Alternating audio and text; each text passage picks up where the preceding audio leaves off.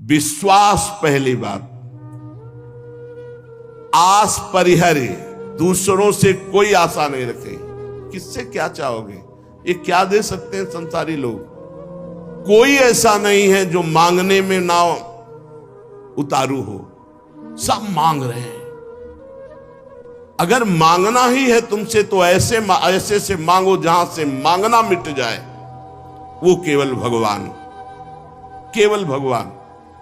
भगवान के सिवा अन्य से किसी मांगने से हमारा मंगतापन नहीं मिटेगा। पीछे एक दिन चर्चा में आया था कि यदि जांचना ही है तो जानकी नाथ से जांचो, जिससे जांचने के बाद जाचकता जर जाए, मांगना मिट जाए। पहला, विश्वास करो तुम्हारे ऊपर भगवान की विशेष कृपा है। दूसरा, हमें कभी किसी से मांगना नहीं, अगर मांगना है तो सिर्फ भगवान से। तीसरा, निरंतर हमें नाम जप करना है। ये बहुत बड़ी बात तीन है। भगवान पर दृढ़ विश्वास, अन्य किसी का आशा भरोसा नहीं, और निरंतर नाम जप। तो कह रहे बिनु श्रम तरई भवनाथ सो समराम। अन्य कोई साधन का श्रम नहीं, उसे निश्चित भगवत प्राप्ति हो जाएगी। भगवान पर विश्वास रखकर नित्य स्मरण करने का हमें प्रयत्न करना है, प्रयत्न करना है। जितनी हमें सामर्थ्य दी है उतना हमें करना है। आगे की बात भगवान संभाल लेंगे, पक्का समझ लो। घंटों आप संसार की वार्ता कर सकते हो, घंटों घंटों आप संसार के दृश्य देख सकते हो। जैसे 3 घंटे 2.5 घंटे की फिल्म है, आपका बिल्कुल मन नहीं भागेगा। लेकिन 2.5 घंटे बैठकर माला जपो, फिर देख लो क्या दुर्दशा करता है मन, परेशान कर देगा आपको। बस यही, क्योंकि जब 3 घंटे फिल्म देखता है तो सब कुछ कवर कर रहा है प्रपंच, अनजाने में सीसीटीवी की तरह। और जब नाम जप करते हो 3 घंटे, तो वो अंदर से मन को खाली कर रहा है, मन को निर्मल कर रहा है। ये बात पकड़ लो तो हिम्मत पूर्वक डटे रहोगे, और नाम जब छोड़ोगे नहीं तो तुम्हारा मन निर्मल हो गया। और जहां मन निर्मल हुआ, निर्मल जन मन सो मोहि पावा, वो भगवान को प्राप्त कर लेता है। ये विश्वास रखो, भगवान हर समय तुम्हें देख रहे हैं। भगवान सर्व सामर्थ्यशाली है, और भगवान ने तुम्हें निमंत्रण दिया है अपने साक्षात्कार का। तभी मानव देह और साधु संग और भजन के रंग में चलने का अवसर मिला है। भगवान ने तुम्हें निमंत्रित किया, आओ परमानंद का भोग लगाओ। शब्द, स्पर्श, रूप, रस, गंध, ये सब चिदानंद में भगवान के, इनका आनंद लो। जब भगवान ने निमंत्रण कर ही दिया है तुम्हें और पंगत में बैठा दिया, ये पंगत में बैठे हो, परमानंद की भोग वृत्ति, परमानंद का भोग लगकर तुम्हें प्रसाद मिलेगा। भगवत शब्द, भगवत स्पर्श, भगवत रूप, भगवत लीला, भगवत धाम का ये जो आनंद है, ये परमानंद परोसा जाएगा। आप पंगत में बैठ गए। कोई धर्मात्मा पुरुष जब तुम्हें पंगत में बैठालता है, पत्तल दोना डाल देता है, तो इसके बाद तुम्हें उबने की जरूरत नहीं, सामान भी आएगा। वो ऐसा कंजूस नहीं कि पत्तल दोना डाल के उठा दे और भगा दे। तो भगवान ने तुम्हें बुलाया, वृंदावन आए, सत्संग सुनाया, अपने मार्ग में चलने का उत्साह दिया, तो भगवदानंद की प्राप्ति भी उन्हीं की कृपा से होगी। तुम चिंता मत करो। एक और तुम्हें बात बता दे खास, यदि भगवान के आश्रित हो गए हो, अंदर से दृढ़ भरोसा भगवान का, और निरंतर भजन भी नहीं होता, तो आपको निरंतर भजन का ही फल मिलेगा। जैसे कोई आदमी लेबर को लिवा लावे, अब भाई शाम तक के कितने लोग? बोले 500 रुपए। अब बैठ जाओ, यहां बैठ जाओ, हम आपको काम बताएंगे। और शाम तक उसने कोई काम नहीं करवाया, तो बोले उसको 500 रुपया देना पड़ेगा कि नहीं देना पड़ेगा? पक्का देना पड़ेगा ना। तो भगवान को भगवत प्राप्ति करानी पड़ेगी। बुलाया है हमको। श्री राधिका कृपा बिन सबके मनन अगम में श्री जी ने वृंदावन बुलाया है। जिनको वृंदा विपिन है कृपा ते नहीं की हुए, तभी तो यहां आ पाओगे। सत्संग सुनाया, क्यों सुनाया सत्संग? हम फंसे थे संसार में, फंसे रहने देते, क्यों सुनाया? संसार का राग हटवाया सत्संग के द्वारा, क्योंकि वो मिलना चाहते हैं आपसे। इतना जब कर दिया तो अब आप अंदर से भगवान की शरणागति स्वीकार करो, अंदर से भगवान का आश्रय स्वीकार करो। भजन की कमी भी होगी तो भी भगवत प्राप्ति हो जाएगी। जैसे वो 8 घंटा काम करने वाले को 500 मिलते हैं, पर वो काम नहीं करवाया, 8 घंटा बैठाले रहा, तो बैठाले रहने के 500 रुपया उसको देने पड़ेंगे, कानूनी देने पड़ेंगे। ऐसे ही भगवान को भगवत प्राप्ति करानी पड़ेगी। काहू के बल भजन को, काहू के आचार और व्यास भरोसे कुंवर के सुवत पाँव। आपने बुलाया है हमको। अगर आप ना घसीटते तो हम जैसे थे संसार में, देखो संसार में अपने आप में सब रमे हैं, वैसे ही हम भी रमे थे। आपने घसीटा, जब आपने घसीटा तो भगवत प्राप्ति आपको करानी ही पड़ेगी। ये हमको कहने की जरूरत नहीं, वो सत्य सच्चिदानंद है, वो करवा ही देंगे। परंतु अपने को अपने विश्वास में अटल रहना चाहिए। कल एक साधक प्रश्न कर रहे थे कि कई वर्ष नाम जप करते हो गए, अभी विकार नहीं गए, तुम कई वर्ष की बात करते हो? 2-4 वर्ष की बात करते हो। जब तक भगवत प्राप्ति नहीं हो जाती तो ये विकार धीरे धीरे कम होते हुए चिंगारी रहते हैं, खत्म नहीं हो जाते। ध्यान रखना है, हम पूरी बात अपने अनुभव की कह रहे हैं। ये चिंगारी रहते हैं, छोटे छोटे बिंदु, और अगर फूस मिल जाए तो चिंगारी को ज्वाला बनने में देर नहीं लगती। भ्रम में मत रहना, बिना भगवत साक्षात्कार के निर्विकार स्थिति नहीं होती। निर्विकारता दिखाई देती है, पर रहते हैं विकार छोटे छोटे बिंदुओं में, और जहां उसको संयोग मिला तो सिंधु होने में देर नहीं लगती। इसलिए आजीवन सावधान।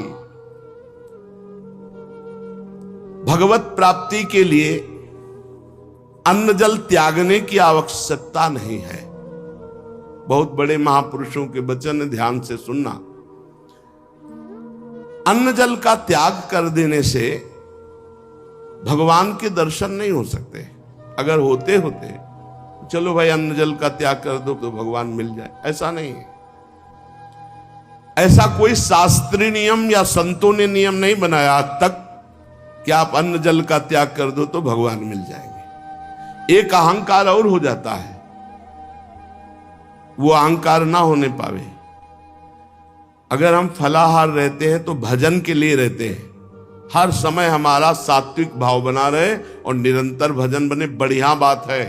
पर यह अहंकार ना हो जाए कि ये तो अन्न पाते हो, मैं फलाहारी हूं, 10 भगवत प्राप्ति में बड़ी बाधा अहंकार है। निरंतर भजन और दैन्य, अगर रोटी दाल पाने से होता है तो आराम से पाइए, उसी से भगवत प्राप्ति हो जाएगी। श्री भगवान की कृपा भजन से अनुभव में आती है, अन्न जल त्यागने से नहीं। भगवान के दर्शन भजन से होते हैं। जितना भजन करोगे भगवद आश्रित होकर, उतने नजदीक आप पहुंचते जाओगे भगवान के। एकादश स्कंद में 9 योगेश्वर जन कहते हैं, जैसे भूखे आदमी को एक एक कवल भोजन तो तुष्टि पुष्टि क्षुधा निवृत्ति होती जाती है, ऐसे ही एक एक भजन, एक एक नाम जप संसार से वैराग्य, स्वरूप का ज्ञान और भगवान से प्रेम, ये एक एक भजन में होता जाता है। तो अब जैसे कई दिनों का भूखा है, 1 2 4 कवल पवा के रोक दो तो कुछ अनुभव नहीं होगा और भूख व्याकुल। ऐसे ही 2-4 माला कर लिए आप, काम वो भी हो रहा है 2-4 माला से ही, लेकिन आपको अनुभव नहीं होगा। अनुभव होगा जैसे वो आधा पेट भोजन कर ले और फिर स्वाद उसे खीर का सब्जी का अलग अलग आएगा, इतना भूखा कि पहले आधा पेट हो जाए। ऐसे ही हमको कम से कम 12 घंटा भजन में व्यतीत हो, तब हमारी समझ में आएगा कि नाम का स्वाद क्या है। एक एक नाम संसार से वैराग्य, भगवान से प्रेम और स्वरूप का ज्ञान प्रतिपल करा रहा है। पर बोध तब होगा जब कम से कम 12 घंटा भजन 24 घंटे में होने लगे।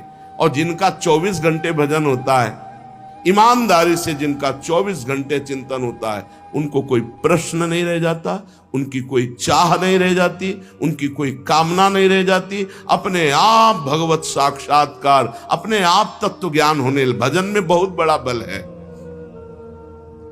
तो इन सब बाहरी बातों पर साधक ना फंसे कि हम अन्न छोड़ दें, हम जल छोड़ दें, हम ये कपड़ा छोड़ दें। सर्दी है, चिंतन हो रहा सर्दी का, अरे चाहे टाट मिले चाहे कंबल तत्काल ओढ़ लो, चिंतन सर्दी का ना हो। प्रिया प्रीतम को खास बात यह है, भूख लगी है, जो मिले नमक रोटी खाओ, इसको शांत करो और चिंतन प्रभु का करो। चिंतन रोटी का हो रहा है, चिंतन कपड़ा का हो रहा है, चिंतन भोगों का हो रहा है, अब वो बात नहीं। ये बात बिल्कुल परमार्थ में शास्त्र सम्मत, हमारा चिंतन नहीं होना चाहिए जागतिक भोगों का। भगवत प्रसाद जो मिला इसे डाल लिया उदासीन भाव से, चिंतन हमारा प्रभु का होना चाहिए। भगवत दर्शन में प्रधान भजन करते हुए जब भगवान से मिलन की व्याकुलता होती है, अभी कहां मिलन की व्याकुलता है। भजन खास बात भजन है, जितना देर भजन करोगे उतने आप उज्जवल और पवित्र होते चले जाओगे। आपको पता नहीं होता कि आप कितनी ऊंचाई पर चढ़ रहे हैं। जब कोई अपराध बनता है और वो खो जाती है वृत्ति, तब लगता है कितनी ऊंचाई की वो वृत्ति थी, मेरे से गलती हो गई तो देखो वृत्ति खो गई। सहज धारा भगवत चिंतन की, सहज धारा, कोई विक्षेप नहीं, कोई चाह नहीं। और जहां अपराध बन गया तो बाधित हो जाती है। कई तरह का अपराध होता है। मैं बहुत भजनानंदी हूं और इनमें तो भजन नहीं, रुक जाएगा आपका भजन। किसी से अपने को मिलाना, उसको अपने से नीचा देखना, मारे गए, आपका भजन रुक जाएगा। किसी की निंदा कर देना, किसी की ऐसी चेष्टा करना कि उसके भजन करने वाले हृदय में दुख पहुंच गया, अब आपका भजन अवरुद्ध हो जाएगा। ना कोई चेष्टा, ना कोई निंदा और ना कोई मिलान किसी से करना है। हर समय देखना है हमारे ऊपर भगवान की विशुद्ध कृपा है, सब संतों की कृपा है, चराचर जगत की हमारे ऊपर कृपा है, सब श्रेष्ठ है, हम सबसे लघु। अब भजन आपका निरंतर चलेगा। अनन्य भजन में ना तन की शुद्धि रह जाए और ना मन की शुद्धि रह जाए। मन भी बेशुद्ध हो जाता है। अभी हमारा मन नहीं लगता तो मन की शुद्धि है, भजन की नहीं, ध्यान रखना। बैठे हो, शरीर में पीड़ा हो रही, अभी तन की शुद्धि है, भजन की। जब भजन में आएगी तो तन मन डारे खोए, लगन लगन सब कोई कहे, लगन कहावे सोए, जा लगन में तन मन डारे खोए। ऐसा भजन चल रहा है कि मन भी पंग हो गया, तन की भी शुद्धि नहीं। यह है भगवत साक्षात्कार के लिए। जानबूझकर हठपूर्वक अन्न, वस्त्र आदि आदि जो शरीर निर्वाह के लिए इनको छोड़ना बड़ा हानिकारक है। शरीर को स्वस्थ रखना भजन के लिए बहुत आवश्यक है। आपका शरीर स्वस्थ है, आप आराम से 2-4 घंटे आसन में शांत बैठकर मन को परमात्मा में लगा सकते हैं। अब आज कलयुगी शरीर ऐसे हो रहे हैं, नौजवान आदमी ब्लड प्रेशर, शुगर, क्या क्या परेशानियां। भजन कर लो, आगे और समय ऐसा आने वाला है भजन के लिए अवसर नहीं। जानबूझकर हठपूर्वक अगर आपको सुविधा सामग्री मिल रही शरीर रक्षा के लिए तो उनका त्याग ना करो। इसके त्याग से कुछ नहीं होता। अब शरीर, ये सब अनुभव की बात है। शरीर उघार है, सर्दी में शरीर कांप रहा है तो चिंतन तो जा रहा है ना सर्दी का। अरे जैसा भी टाट पट्टी कंबल जो भी मिले शरीर में डाल लो। अब चिंतन प्रिया प्रीतम को रहे, ये खास बात है। ये बहुत समय के बाद समझ में आती, नहीं तो अहंकार बना रहता है। स्वेटर कंबल के त्यागी हो, चिंतन सर्दी का हो रहा है, प्रिया प्रीतम का चिंतन करना है, परमात्मा का चिंतन कर। खास बात है चिंतन नहीं छूटना चाहिए तो तुम्हारा त्याग सार्थक, और अगर चिंतन छूट गया तो त्याग की, और चिंतन ही बदल जाता है। प्रभु का चिंतन न रहकर शरीर का चिंतन होने लगता है। इसीलिए प्रेमी जनों को आप देखिए, वो वैराग्य प्रधान नहीं अनुराग प्रधान होते, इसीलिए उनको पहचानना बड़ा कठिन। अखंड चिंतन निरंतर चले, और जैसी स्थिति में शरीर को प्रभु रख रहे हैं वैसी स्थिति, शरीर से राग खत्म। आप निरंतर भजन करें, भगवान के दर्शन की भी मांग ना करें तो भी भगवान को दर्शन देना ही होगा, अपने आप देना होगा। आप पुकारें, आप भजन करें। भगवान दर्शन किसको कब और किस साधना से देते हैं, आज तक कोई नियम नहीं है, कोई नियम नहीं। वो कहो अभी आपको दर्शन दे दे, उनके लिए क्या है। इसीलिए तो भगत मस्त हो जाता है जो भगवान की शुद्ध भक्ति करता है, कि जब चाहेंगे करुणा निधान निहाल कर देंगे। प्रभु के लिए कोई नियम नहीं है। भगवान जब जहां जिसके ऊपर कृपा करे, बहुत भगवान कृपालु हैं, और आज तक जिनको मिले हैं वो बहुत सरल सहज स्वभाव वालों को मिले। ये जितनी बुद्धि लगाने वाले लोग हैं इनको बहुत दौड़ना पड़ता है, और जो सहज सरल होते हैं भगवान उनको मिल जाते हैं। भगवान जिनको मिलते हैं कैसे होते, सरल चित्त, संत सरल चित्त जगत हित, जान स्वभाव सने। बहुत सहज इनका स्वभाव, कोई छल कपट नहीं, चित्त में निरंतर भगवत स्मृति। भगवान मिले मिलाए हैं यार, भगवान अंदर ही बैठे हैं, वो सब देख रहे हैं। जब भगवान से चित्त जुड़ जाता है, निरंतर भगवत स्मृति होती है, तो भगवान बिना प्रार्थना के आके दर्शन दे जाते हैं। अर्थात उनके दिमाग में, उनके नेत्र में, उनके हृदय में श्री भगवान ही बसे रहते हैं। अपरिमित दयालु भगवान है, अपरिमित दयालु। उनका स्मरण करते हुए निश्चिंत हो जाओ, न दर्शन की चिंता करो न कल्याण की चिंता करो, वर्तमान में उनका स्मरण न छूटे। ये बात पकड़ लो, कोई चिंता मत करो, सब ठीक हो जाएगा, वर्तमान में भजन न छूटे। भगवान तुम्हारे जीवन में वही विधान करेंगे जिससे तुम्हारा मंगल होगा। कड़ुआ विधान भी हो सकता है, पर विधान का फल बड़ा मंगल होगा। ऐसा निश्चय करके शांत हो जाओ, चिंता मत करो, भय मत करो। श्री भगवान की कृपा को देख देख कर तुम रुदन करोगे आनंद में, ऐसे वो कृपालु है। चित्त में विषाद आ जाना, चिंता आ जाना, भय आ जाना, पाप कर्म का फल है। ध्यान करना, तुम्हारा चित्त विषाद युक्त हो रहा है, भयभीत हो रहे हो, चिंता है, तो कोई पाप कर्म आपने किया है। वर्तमान में भजन करने वाले को भूतकाल का पाप कर्म चिंता शोक भय नहीं दे सकता, पक्का विश्वास रखना। वर्तमान का पाप चिंता शोक भय देता है। इसलिए भगवान के चिंतन का ऐसा तारतम्य बनाओ कि कोई पाप संकल्प ही न बने, कोई पाप कर्म ही न हो, कोई वासना ही न हो। महापापाचार्य, पापाचरण करने वाला बोले नहीं, महापापाचरण करने वाला, और निर्वधि, कोई सीमा नहीं है कि कितना पाप कर, पाप में ही रहता है। असीम पाप करने वाला, निर्वधि असीम पाप करने वाला। महादुर्मति सते, सैकड़ों प्रकार की दुर्मति है। दुर्मति, कुमति, जो नाना प्रकार के असत आचरण कराती है, ये सबके अंदर रहती है दुर्मति। किसी को भजन सत्संग के प्रभाव से बहुत कम मात्रा में असर में आती है, और जिनको सत्संग नहीं मिला, भजन नहीं हो रहा, तो दुर्मति का ही राज्य रहता, वो समझ नहीं पाते। सुमति तो किसी किसी के हृदय में जागृत होती है। महापापाचारी है और सैकड़ों प्रकार की दुर्मति के द्वारा असत कार्य करने वाला है। और महाकाम क्रोधाद्यति परवसे दंभ वपुसी, गजब कर दिया।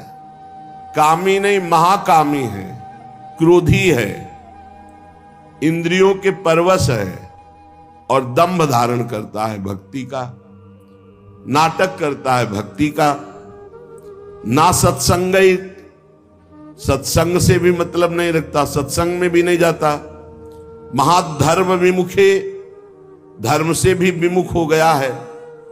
पर कहीं उसको ये बात समझ में आ जाए कि अब मेरा कल्याण तो सिर्फ भगवान के धाम में ही आश्रय लेने से होगा, और वृंदावन धाम का आश्रय आवास स्वीकार कर ले और अनन्य हो जाए वृंदावन का, तो ऐसे का भी परम पद पर आरूढ़ होना निश्चित है, निश्चित। ये बड़ी गजब की बात है।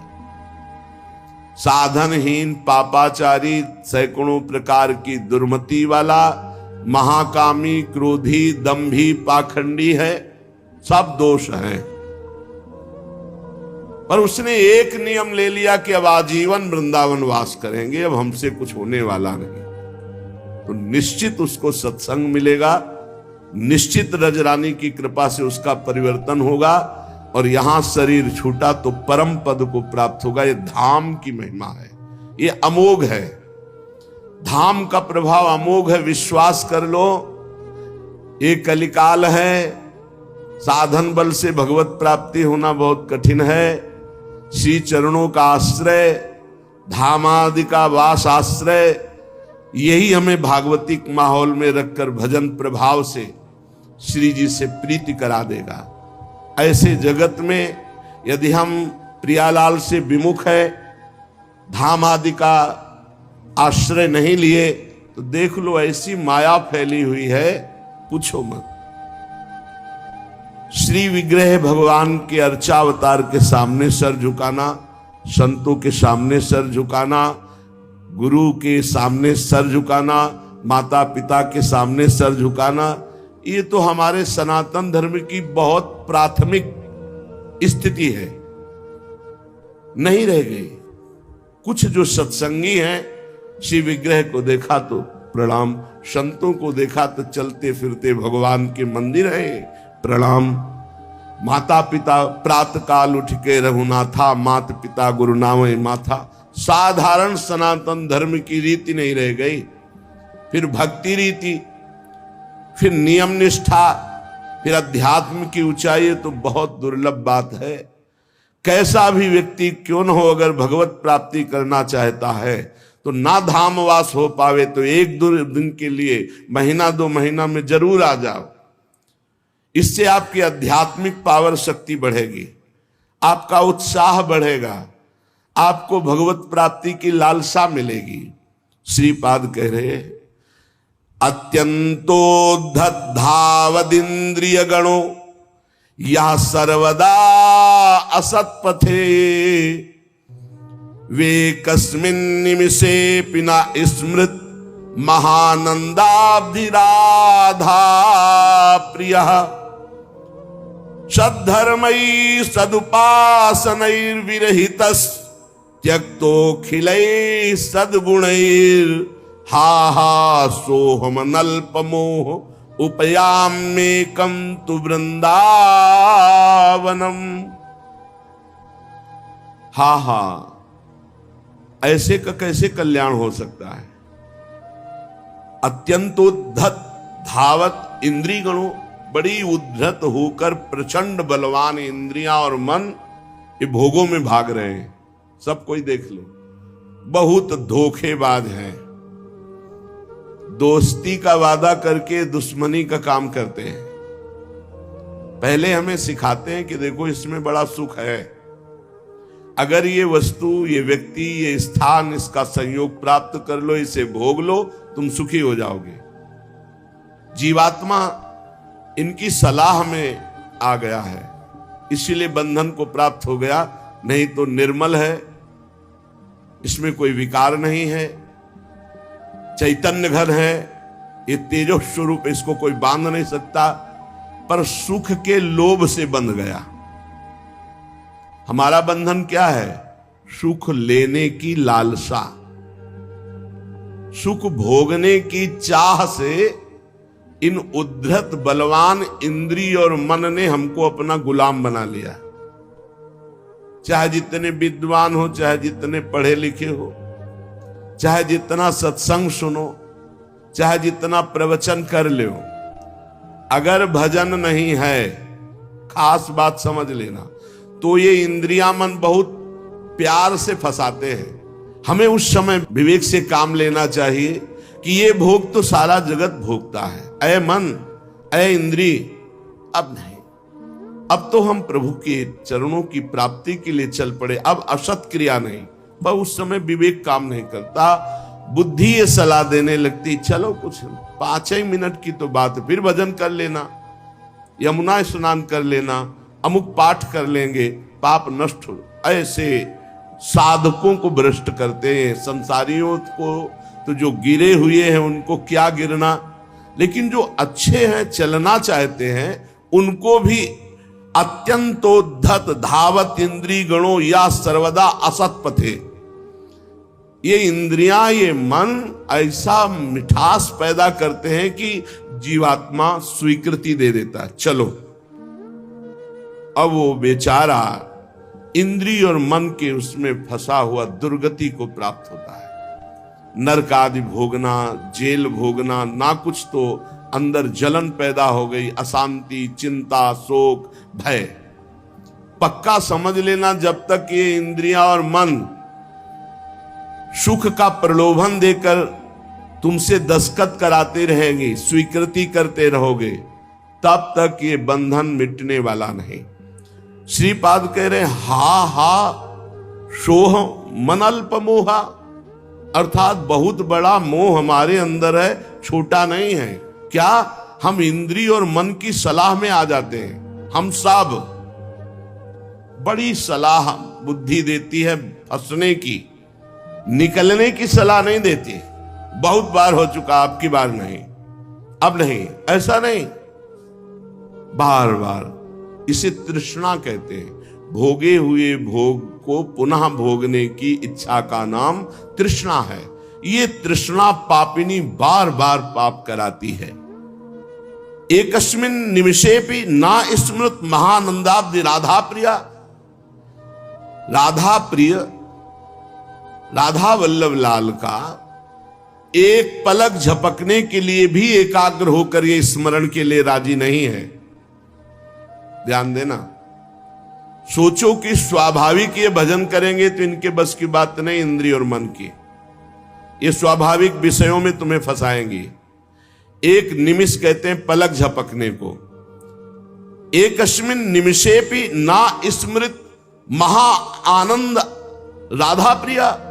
महा आनंद प्रदान करने वाले राधा रमण जी, राधा वल्लभ लाल, राधा बांके बिहारी का एक पलक झपकने के समय को भी प्यार से स्मरण करने के लिए राजी नहीं है।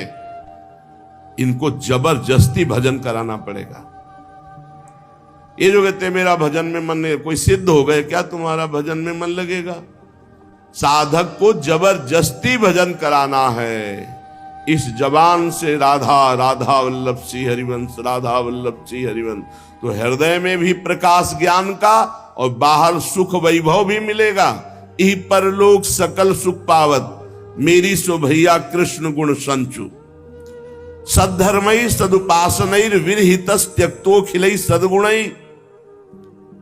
सद्धर्म का त्याग, सद उपासना का त्याग, अखिल सद्गुणों से युक्त जो महात्मा जन है उनका संग त्याग, ये महामुग्ध होकर के भोगों में लगा हुआ इंद्रिय मन एक निमिष के लिए भी राधा वल्लभ लाल के चरणों का चिंतन नहीं करता।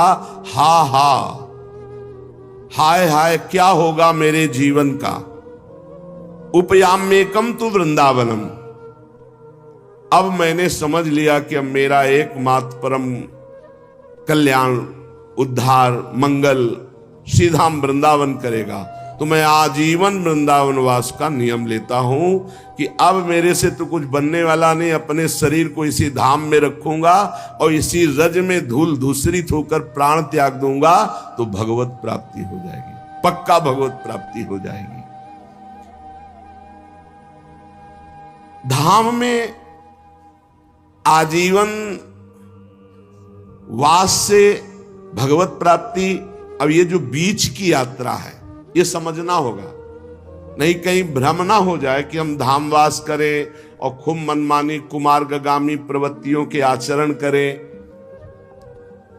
देखो ये धाम सुरक्षित है देवी शक्तियों से, जैसे राष्ट्रपति भवन की विशेष सुरक्षा होती है, ऐसे जैसे ये पुरियां हैं, धाम है, तीर्थ स्थान है, ये विशेष सुरक्षित होते हैं। इनमें जो उद्दंडता करता है, पापी पापाचरण करता है, उनको विशेष दंड दिया जाता है, ध्यान रखना।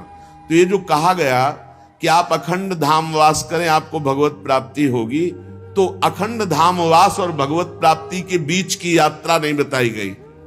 वो होगी सत्संग से, वो होगी रसिकों के संग से।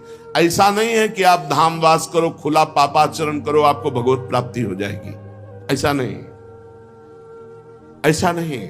ये भ्रम में मत रहना। ये जो कहा जाता है तो धामवासी को सत्संग मिलता है और सत्संग से वो अपना सुधार करके निरंतर भजन परायण होकर भगवत प्राप्ति करता है। उपासक निरंतर भजन के लिए दृढ़ नियम लेना पड़ेगा। इसके लिए ये नहीं कि घर त्याग करके कहीं भाग कर जाने की जरूरत है। आश्रय धाम का लिए हैं और आप बहुत दूर वास कर रहे हैं और निरंतर भजन का नियम ले लिए कि हम अभ्यास कर रहे हैं। अंतर पड़ सकता है अभ्यासी को, वो कोई सिद्ध पुरुष नहीं है, पर नाम जप का पक्का वही धाम प्रकाशित हो जाएगा, वही प्रिया प्रीतम प्रकाशित हो जाएंगे।